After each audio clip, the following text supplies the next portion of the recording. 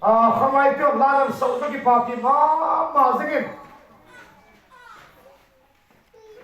và thêm lúc sẽ zalin anh em học vào khang lai te zalin cái thằng cắt na ai lâu đấy thằng na thằng độc na không đuổi phát hiện nó so dấu xì ta bon chan phát triển bu tàu hallelujah Amen. cái thứ không có sát rồi này aban mana rau na nong về thì lại thế ai tu nasa na bol se được cái papi mà dingin hallelujah có cái thằng vợ đi lo về thằng vợ na ấy bảo hiện lăng bên bảo hiện lăng sa bảo hiện lăng năn bol đấy thà nô miên kiểu lăng ai nó mi cái hết cho nó thôi lăng ai nó mi gần sen hết hallelujah music lăng ai hiện lăng solfa lăng hiện lăng ai nó mi pi giống đấy mà thiên ai tiếng ai tổ độ phân na phân cái azao cổ lại phá gì hallelujah gì chun và trên phát ra này cũng như giống này gospel artist đó yêu hồng vâng à phân à tiền độ là gì cái tàu thì hallelujah amen gì nó mới là ít chỗ à con à nó phát triển độc sáng chứ hồng cũng mình độc sáng nào đủ hỏi gì lắm ok la ngày ta ăn sao phao à phân hồng cũng một chút độc sáng không gì cho hallelujah vậy mà nó có hộp cũng hết khá rồi em vào vậy hộp cũng thôi đi lắm cái hộp cũng hết thì mình làm sao vậy gospel thì tin chui bộ đấy nó có tên là nào cô nào chú là ya ipa cái hồ là ya tổ hồ pastor cái hồ rồi ni za min za bet lại được ấy cái đấy nó nào đủ chú nó cũng member đủ chú na là sao thích đó thì nó có za là chú là ya pate pute ayo le pastor ke olo hipinin zabe lai di ijan kya bol lang obe min jelun lang amen pasal kan auti kan la hum ji ta michael lut sa kai de ti dan hai o kristo ham ta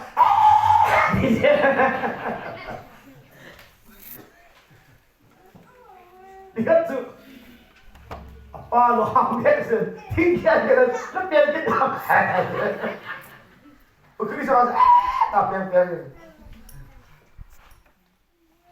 nó vào chỗ quality này sao này na quality thì tên này ai tiền na cái gì mấy giống này ông sa đó bằng cái này nếu cái policy nó bỏ lòng ai thì tôi cái là bùi bao rằng vừa comment ama nó guide là pite yung tin nếu cái self nó bỏ lòng ai sai thì amen hallelujah na lúc không dùng body nên thì họ bỏ lòng anh dọn thì là gospel artist này dùng cái nôm này hallelujah aman phải làm say cái point hết nhưng mà bây giờ chúng ta solve học cái amen amo ki sa đi ai cái tụi bên gospel artist cái gì cho hallelujah phát triển lên đồng chí lên này bút amen hallelujah nào kêu rồi cái tiếng hô đồ miên gì này tao rồi lung khăm bị lắm cái practice cái được hallelujah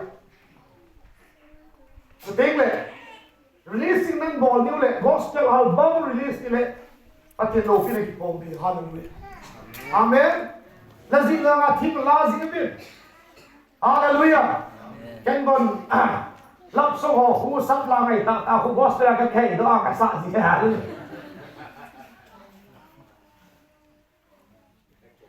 u pau na pastor pa mi tha ki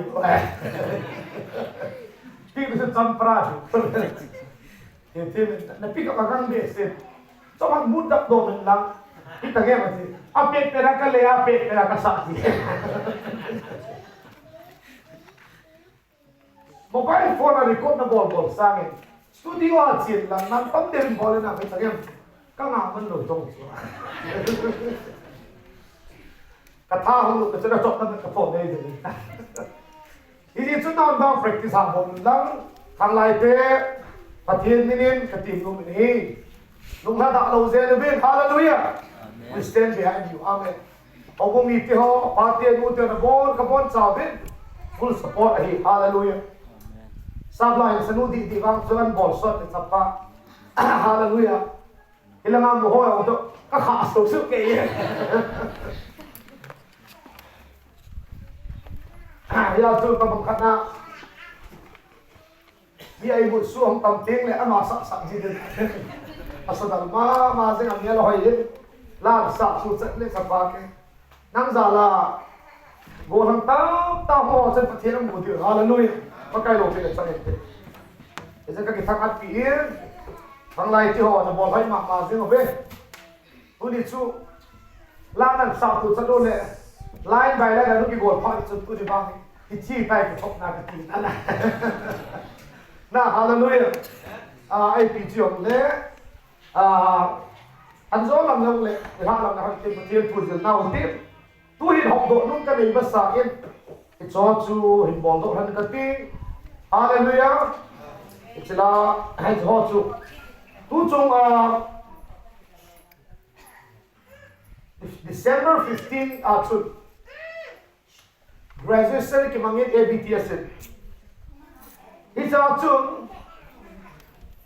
ei ma hong mi hian lang chule yo kole sa por graduate and la so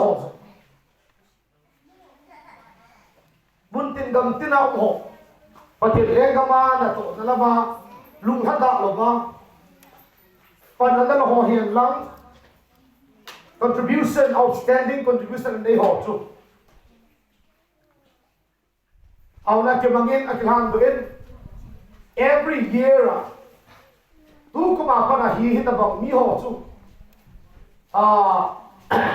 hita bang excellence ministry award certificate ho of do piding ki gongin US government zo mi sa gi ha ki pido in so le Australia mi so ha ki pido in India mundana mi so ta ki pido kidin so banin ei ma ho bunga tong ho lung halo ba tu ni chan ga pan lo iti foundation di pat na pa na zong au in nei lo ba la hi kyon tang lo loi to ita ka te ne de lai ho hina iti ni khwa pa na yo tu ni chan ge lung halo ba pan lo pa ti len ga ba da to ho hi adi adop sang ding choi moi ding ti long tu chung hi ngai dang kan thu min pha akino ta ji chun ka boy be seven le adam dang pi di ho li song chu next year I think ko yen hi cha chun ilaya milui ho utang lo ho yen lang khai tin le ho yen lang chule po pu za pulun ho lang lang adam ta ho li song min cho chu next year I think ko yen chule pastor lung na ho yen lang adam ta ho li song ka bon in omin cho next year I think ke bo tan phap del pha ki no ta ji chun aminu jong chu aki type na aki bol kierin chule photo ho bang cho pha ka ku te lu te dam ka din certificate dang dang kan bol pha ne be pha chu akino da ni chu kan sim do ta po bin ai bang no ho li so chu omin so next year ding ne ki pai ta ne ama spelling ho chi hi pakai Yesu Krista mina gan thei to ama talent pathina pi banga ki bang cho na iba cha benefit ding yellow ba ama phat som ding yellow ba pathina dinga kimangcha atalen dung zuya pathina ding kimangcho self service boho ahin ama subenin au sa puyo la matlo ama hi anei sun talent pathin api ba agam lei se pathin hawra dinga ato do selo ba abol thei na atu cha pe til ko ba pathin le ga ma dinga pathin la cho aki tho pin ho pastor ho evangelist han lang ai lo ne abol thei to pa ama pathin api talen no muzi aki man sa ni happy na kinai zen is daw sa pen ama hi an pi do tin pastor lo ni ki tho pin lang ama ko e yung ki pi do pan pi hallelujah amen ele ama chu pu au sa pu on patang mate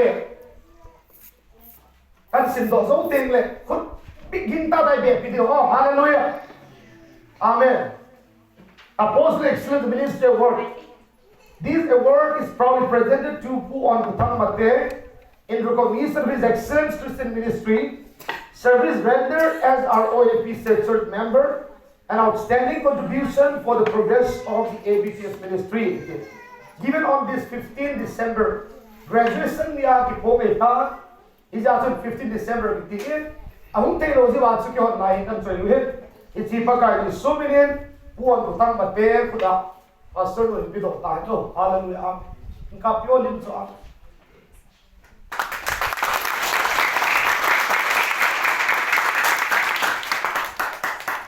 Today, who ex-chairman father? Merasa dengan chairman happy father. Hold on, Ay, ama all in schedule open. Ay, due to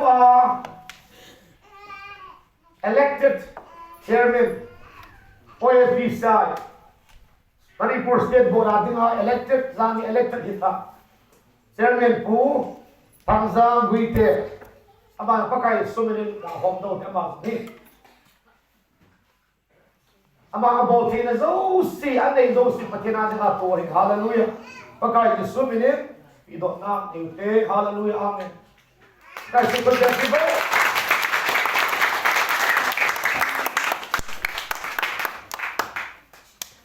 Ay le tuhin puzang kutang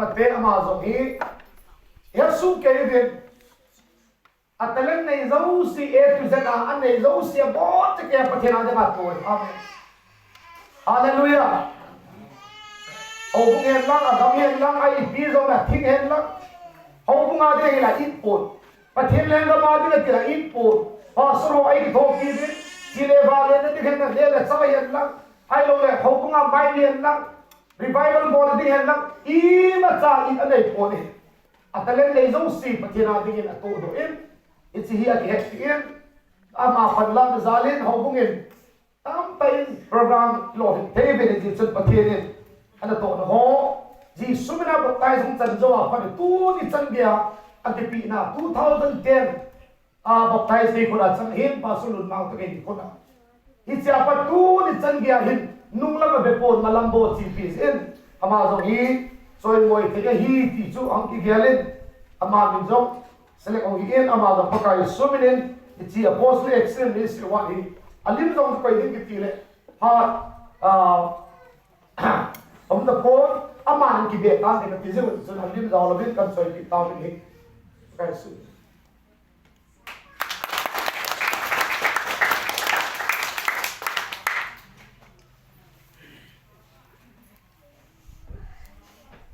tuyen pu luôn ra mang hậu kịp không nổi này anh không ta amen hallelujah không ai quý luôn đâu này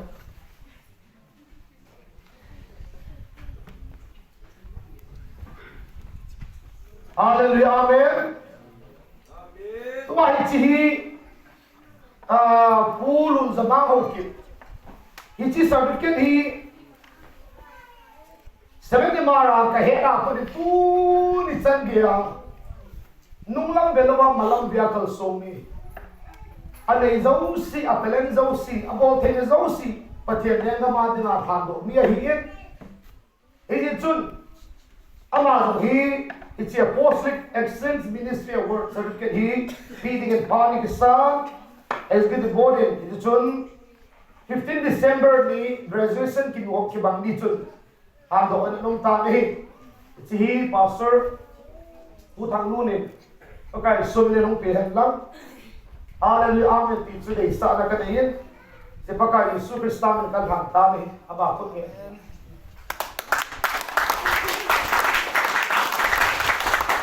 hallelujah tuin pu pastor thangkulun buite dingdado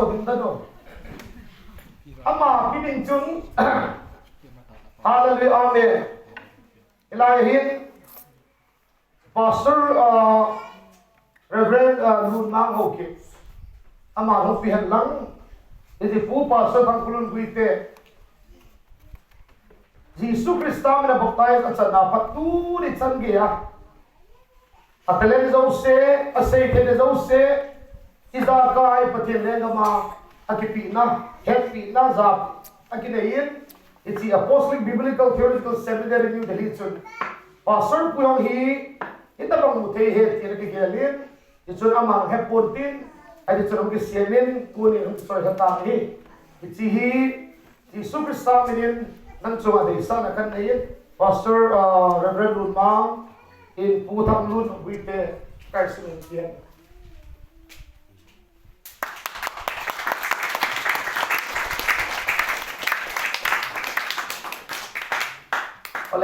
Hallelujah, amen. Tuin ilaba. Budinga lom. OPCI ki puma sangapan na. OPCC ani kitilay. Para tu ni Changia nung lang dalawa. OPCC umasanapan na kita kahit po namang. Gantay na hasa na tampi na to. Mi gusto nga at sang leleya tulunga na ano din. At sagiya abuy pidin umlawa. Ay ba nga patien biya nung lang chon lawa. Hasa na gantay ni Zayam Zong le ano toa hunggal kay pa. Ipu, ipaw. Even za po say mate. Itia le kami may ni nguputin. Pati lenga ma ato do ho. Turi Changia ima sa benefiting veloba. Tulung ngay lut na zala ganti ato ho zo sehi. Ong kihapiin. Iti chun Reverend Dolun ho kibit. Pagkay sumanin na mahi. Si Sarkin yung idigil pagkay sumanin ni. Libe lapi lang, hallelujah. Ito hitulong sape, so imoy na amen. Okay.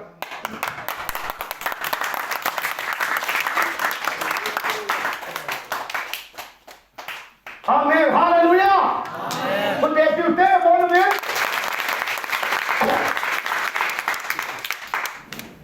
Kasi mabungin, tunin.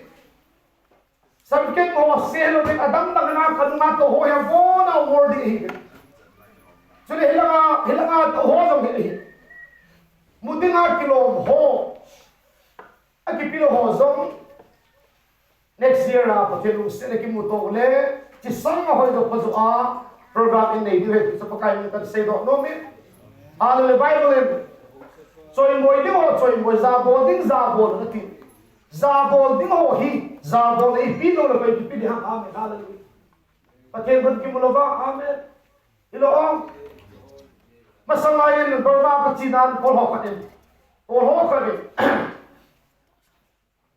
patil ki iza kai check bol taki ko ma to patsun ama hi pastor a hi ati hallelujah pastor kam tang za chun idere kurun achibo tani Aloy pa ka Paul Paul ibla na ba ho patil la sahe ihon patil mo povin ay bangin patil hatso ho chu izabol vai patil zabol hi be pa kai lo sa han tol budi son ban het do het ngai chu am hi at zabol dinalo ho izabol lo vai le ition hat hi ke sang pe po so ke tunihin akipat na bohin aban bana ilaya tulung zati ho pwede ma denomination veloba ama chu OPCC hin UPC hin ero ama chu BBC ko dai khan lo dio amen aba nei sam ti pon lai amen hallelujah amen Krista hin pwede ma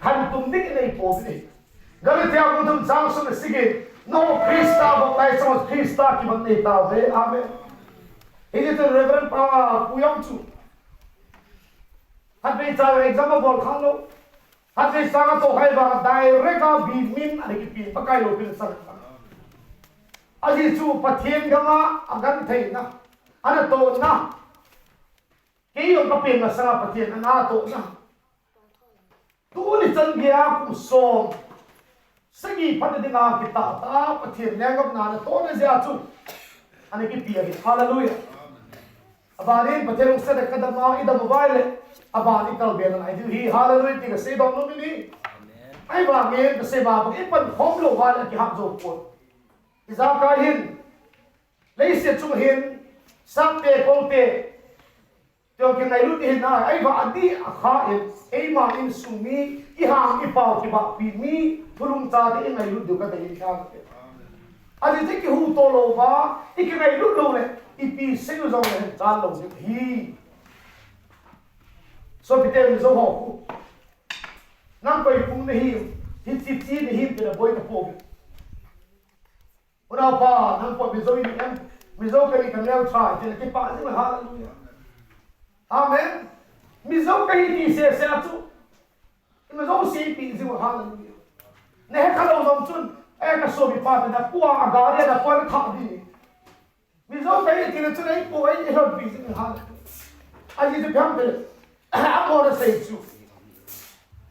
Today is said na pathian bang na ingai lu ti chi so pi hallelujah. Ki ho bung ni he. Ita san ki ba ki ho he hallelujah. Iji chun to din na ho. E ho ti po tin. Pakai sun ni ta banga. Za din do ho hi. Ba nei chai to dia ti pakai ni kan se do hin tin. Turin baptai sang dik nei se ben.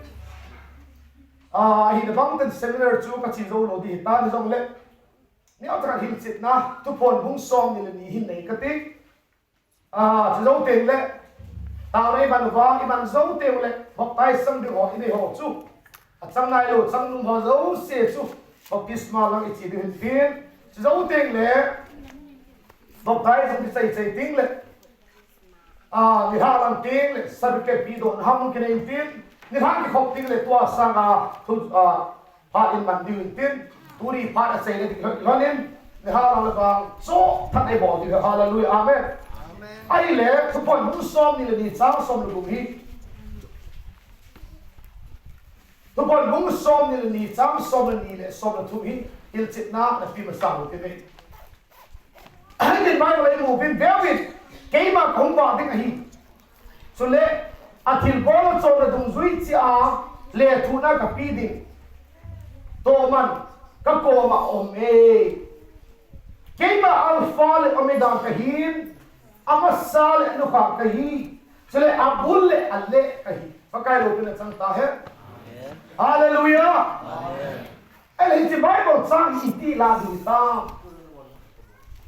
hi ti bible chang mang hin ni tam da ei tak gam ta It's the Bible sama hindi tanten no how di lo hit yung seita. Jesus na ti pao hindi zo hit yung seito ta. Ese Pikachu. So pio gam te pao po nu te pi te hatsu. Jesus na ti pao hele che ta no. Nu bang dera le che ti mo. Ale che dan get kol ti lo. Ấy là cái thì bây giờ phú tần chẳng là không tung ngay rồi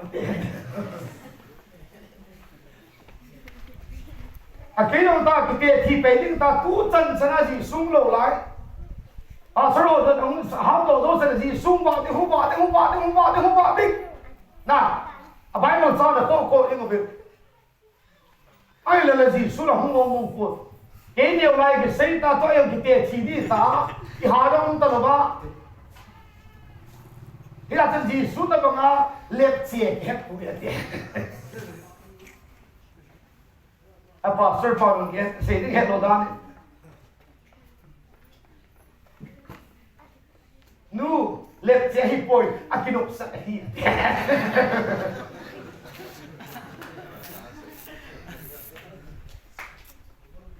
pastor Paul xây dựng hết đồ đan. Ipakai kat lo nom le che si tu dat che lo pa nu le che lo akinop sai ko huma chal ding tia tu chan chara hung lo hi pitina ale ji sun jo se ma sei po amen hallelujah amen like quickly behold I come quickly in Revelation 22 Amen. Verse 12. Behold, I come quickly, and my word is with me to give every man according to his work shall be. Behold, I come quickly. Hilaya quickly kitilay pa hi Greek pa way simtele to choose sakati. He did choose it as say a meaning to delay without delay. Hallelujah. I don't need to delay. Take long lo đi delay. Thế cả na he chỉ biết cái thuật tiếng Anh này.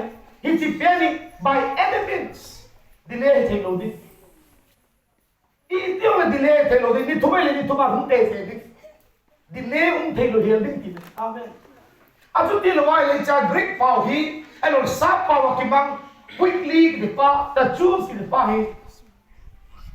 Valueless cái này ta choose. Hello. Anh mình không có lo tin hay choose. Anh mang pakai di sun là chỉ cầm power man hi. Ibinin sa man ham atil. Ahun cái này din thu pa hi. Aman zang ke asay chỉ này pakai lo tin sa halan. Kahung ba sal din atin ahung ba na lom sigin. Di song linya kal tumin. Di song area Pentecost laga hung tan hallelujah. Aziz should head ka chu. Nang kibat masagin sa ivite betas amen. Yan kaya du piang ho hin. Tu ayo zane dona piang panin. It's Bible zane si mai ho to. Yo ikiba yo generation now. Ayo ayo adela ibili ai pur so pityo. Pakai Yesus Kristus kahung ba achal de hi ati a atitip na. Koi ko ma kitim ham sei jite ko ma kitim hallelujah amen. Ele tua sei jite hin na lai ma hin ta po. Kung saan icita sa ijute tiganta. Amen. Ele sa ijute ko mga kitima. Ele ipiyat kile sa ijute ko mga kitima ka fulfill lo ha. Kung saan icita sa ijute la mora tiganta. Ta sa sa nga Jisu la hunay lo. Yan tu jatan hau ata sikan kami nga hunay pwede tita bele. Pagka Jisu hau ting ko lo pito. Amen. Mi zo ta cha ai ba mi pather kan zo sei po so bite ho amen hallelujah amen ke ma lampi thuta le hit na ka hi ati bangin ama azo poi hallelujah amen sei ju te ko ma ki te min a ki te la bangin bevin na ho pa le lo ba na da ha pong ka te nehengo ga kong ding a he ati Saman zone van ni mo tapon tin ahiban na ho nei mo di mo hi amen hallelujah hitri khole kei pa kum chule na ho kia lum hi ne he ti hi ta ati hallelujah amen amen zon tum som li sang som ya hile sai ji te ko ma kitit na thoya su bulit nam Pentecost ni na su bulit ta ni hallelujah hile pita na ma song ni hin hi song chunga Ka hau bung amen my church ka hau bung ka pu ding hi atin amen ahung lo bai hoi ai pana chu ho din de amen ya de tunai catholic te ho se ji pi ha ti le pakai Yesu Kristus tu di song linin bara kal to bin pas de lebin atau cha khin hiden gala par ei madat dadu bin ama tha khelin asobi pa pathem thumna pa than sorta hai tu cho amen hallelujah amen kila tua ji sum lo lai ya changa ma ju kine mo ha ne min kine mo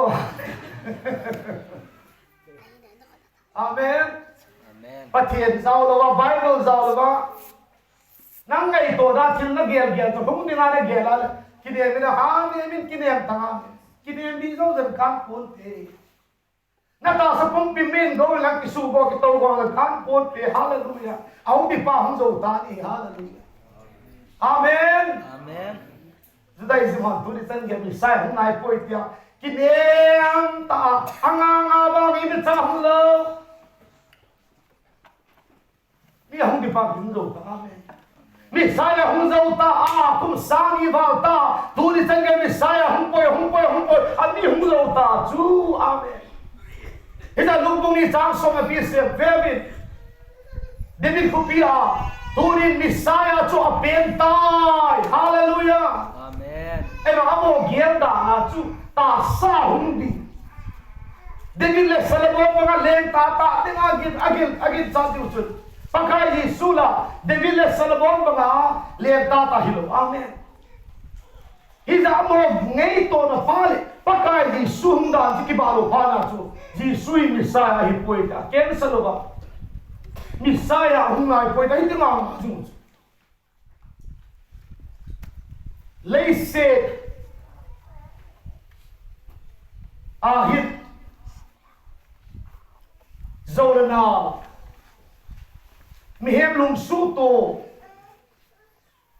mihem ngay dana develop kibol hokong kiput denomination the same to doctrine ho hit they said that bim adozim it isn't falling ipsm efesi bungli zanga chu ta san khatahin baptize san khatahin pakai katahi. Hallelujah. Amen. Hallelujah. Amen. Hallelujah. Amen. Ini so bitiro tu ni ai ho hindi lo po vale amo di hizi. E ho hindi la mo di lo hizi. E ho hui la mo hui lo hizi. Amo hui ai po le ke hui lo ka hizi. Ke hui ke la mo hizi lo hizi. Amen. Pakai lo pina sa. Ani gela di ke lo hizi. Amen. Pakai lo pina sa. Hizi ba na ngapchen ba lang na lumchun lumin. Amen. Ayo kakama para. Akon do din he. Amen. Pakai lo pina sa. Hallelujah. Mia tangvanga. A member at tangvanga ho inlien ta building at bien vanga kate. Van san gen bien do. Tin mu de de sa ng kanay pori. Hallelujah. Amen. Siki sa ka boy. Amen. Ka boy de pa tien tu so. Hallelujah. Amen. Ngai la hangin no. Ngai. Ay bang advice ka bo no tu. Tu ne second coming ni saya hunay boy. Tiang ako ko advice kapinong to be gentle advice. Amen. With a gracious advice. With a brotherly advice. Amen. With a Christian love advice. Kapinong to be the pasal na gisa nang adong momong le tuli ang po ang adang Jerusalem at sitang. Amen. Hallelujah. Praise the Lord. Hallelujah. Pasal na gisa nataasan so adi na tile practical botang. Zara salut kapilis ang ni pade hypocrites kami hypocrite tu tudang tua say so chomble ato chomble iti to ay bolhi Christian dia ngai kina now len en sil Christ second coming tabi ne si chuna kina ta len pen si lo loi tang hai tang passport na ilo chuna kisip lo lo itak. Amen. Passport na ilo chiding la ngai to lo. Ale bai mong dong zuya chuta sa hung la lai hin choi ngai ong Jerusalem chula. Amen. Hallelujah. Zakaria bung somli janga par jang sobat Jerusalem chula. So cha mari ba tela ma chu akal to ro hai ham ni somli dia chu olive bol chula. Amen. Hoya umam Jerusalem chula. Amen.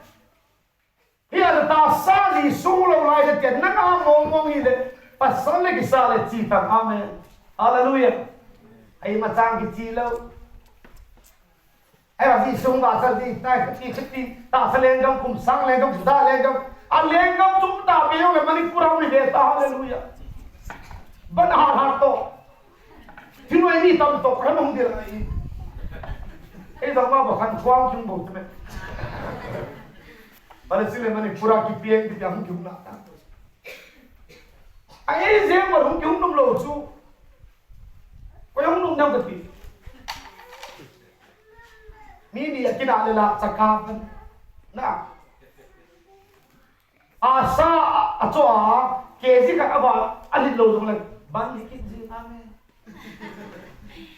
Cycle sipsa cycle to ya kara chu a team chu ahung sit ke ban ki ji.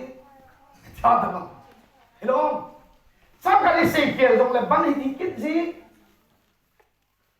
Hija chu Manipur ta bang ta bang bank system prevailing hija chu.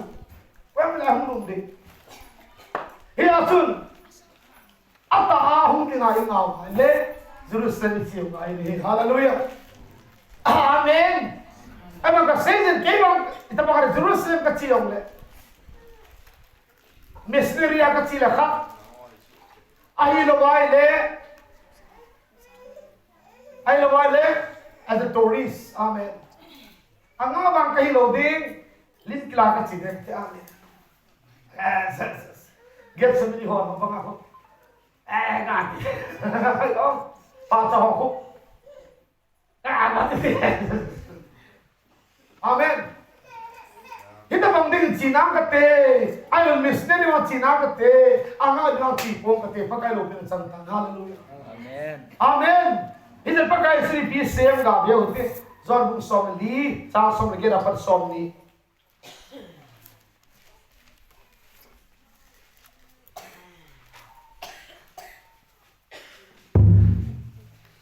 Kay man ho, kay ho bezin na da ho binge. Nếu mà không kịp đến cái sao mà dấu lại và nói in ấy mù lô tiếng hiện tại năng hồn vang nên mù tiếng hiện tại is it a miti le cái mà cái nghe năng hồn song na hindi mo hi sang so mi hitini chule cái mà pha a ko năng hồn kia na mu chule cái mà năng hòa công hi na hết tu hi pakai lục na chanta hai hallelujah hindi chun ho pum bas ho tulung tha ho bu ho chun ta sa second kami anga hi lu be amen hallelujah at say the bible sang sindong kati second Korean bunga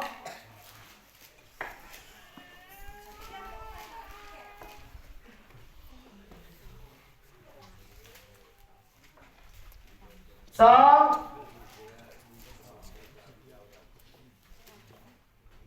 song le guble som le sigi second Korean bunga sang song le guble som le sigi chuti ai zi chun ai ta ngai na chuti ai zi chun tu kala ha in ta salam dola koi ma ka he ka po ve chuti chu hin masang Krista chu ta salam dol he dong le tu a kalin bang he ta po binge ini zen koi hile Krista chu ki siam ta hi alui chen se chu manga hitai vevin atha hitai amen hallelujah amen ini zen koi hile Krista chu ji sung lo ali dia manum do ama hung ta amen say gì tiếp mà bạn tiếp được chun Pentecost ni hung tang ai là nang le kei za hi dunga peng ho tingin pakai Jesus Christa hung ni chu na baptize san ni choi bo ve second coming pakai lo kan hallelujah amen hallelujah Jesus mina na baptize san ni chu na ada second coming Krista ama hallelujah ama ni ke zop ni ta ni pakai slow mina chan first coming to ta sa coming amen two ta sa piang so second coming to hallelujah abalo bale pikat tinam nasunga amen praise the Lord hallelujah Amen. aba sa coming to ta sa hin the second coming to coming in the heart hallelujah Amen. ay malum suma pakai so ba ama ta ikizok man di ko sa ibon pakai lo pinasanta Jesus hagaw na ilo si St. Paul ni Pisaya. Rome bukit sangko. Krista hagaw na ilo Jew. Krista hipoy. Amen. Amen. Christian di ta chun. Và nói to akibalo to pi hamede. Min anay lo sa man ni. Ipya man Yesu. Krista hagaw. Amen. Hallelujah. Krista hagaw. Hitibaw sa akibalo ni. Adang lo si banoy na Yesu kay sa amen. Nangita sa nila mo nay, bit na nila mo nay, body na nila mo nay, ilo. Hagaw na nila mo nay, eba an nila uso na nay so amen. Ipiham Jesus hagaw amen. Hallelujah. Hallelujah.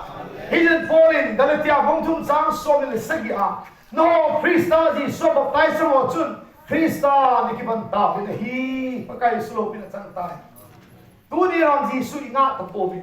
Gisu to lang hompe. Giêsu đã chém khom tê Giêsu đã khom tê ama chen in thế ta rất có cái sự lỗi của chúng ta Amen Hallelujah Hallelujah các cái này bon sẽ được phát thế bộ bị tàu hen hát rồi là cái sân lô đinh in là hiện sai phát đầu tiên tu nhà đinh in tu này cho phát hiện program hiện tiên certificate học tôi này cái này thấy yên abanin khang lai tiền là ngày ta tại sao bị tàu viên tu gian dòng lê hallelujah amen phan lên lại viên evening service aban dòng ưu tiên độ nung đây dòng lệ hà làm tiếng lệ chairman conduct committee lệ cấp hệ là xin lang in pinachun aban này sẽ in hiện độ đi hallelujah Amen. amen pakai gian bon tan đi một hallelujah